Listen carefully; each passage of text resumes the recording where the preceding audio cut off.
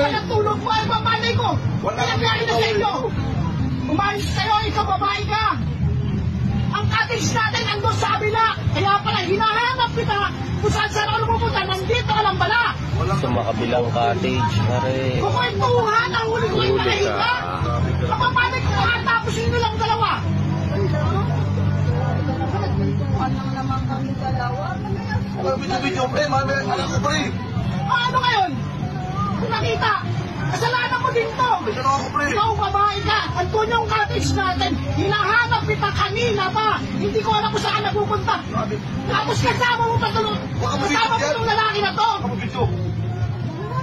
Yung sa kabilang cottage, wala ka ng ginagawa. Umuwi na kayo, ikaw. Walang pamilya. Sama pa kita sa outing. Tapos nandito. Ano pag ginawa ko dito? Sa asawa ko. O bakit? Nakapahiya ka? Nakapahiya ka? Top lang, dalawa lang sila nandun. Hindi ko alam kung bakit mo ginagawa sa akin to.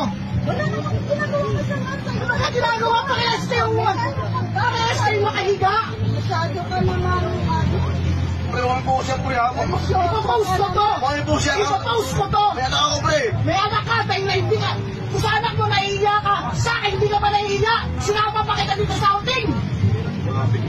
Ano, bakit? Wala kang ginagawa. Paano kung tapos ka?